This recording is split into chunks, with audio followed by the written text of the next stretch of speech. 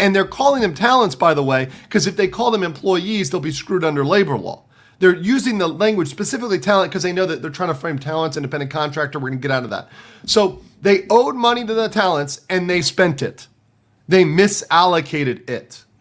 And then he goes on to say, so some of the money spent by the company, so saying it was spent by the company, right? Misallocated, was raised in connection with talent activity, which I later learned, keyword, he put in later learned. The words later learned are him trying to get off the hook personally. He says, I later learned was intended for a charitable initiative. What he's trying to do here is say, oh, I didn't have personal knowledge of where the money was going in my company. You know, dollars come in, dollars go out. I don't know anything that's going on. I had no idea, no knowledge that this money should have gone to a charitable initiative.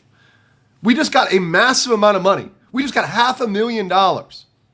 And it just slipped through the cracks. That's like a couple pennies just falling in the couch. In no world does this hold up under any sort of investigation. Even the most cursory investigation. You need to know where $500,000 goes. This is not $250. It's not $350.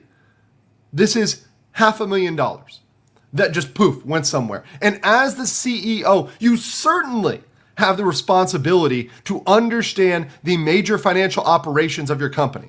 Of course, there's other people that manage the finances. There's other officers. There's the CFO that quit. There's a management officer that quit. There's other officers that have left. We talked about the officer that left 2 months ago, and he just posted, he tagged Gun Run. He's like, bro, what's going on? No, bro. Sorry, bro.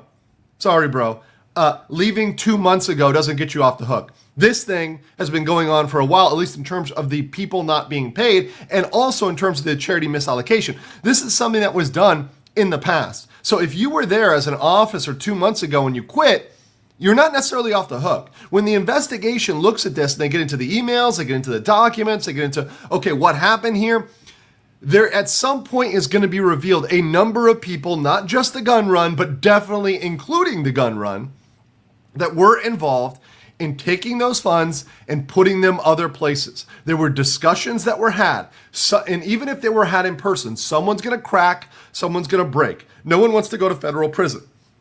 This is wire fraud. This is misallocation of funds. This is violation of various other state and federal laws. This is no good, right? And assuming, once again, on the face that all the facts we have are true, which I have no reason to believe because they've confessed this now.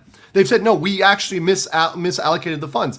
There's no further proof needed other than getting into who's liable. And if we can pierce the corporate veil, that means holding individual officers, individual employees responsible personally for these misdeeds.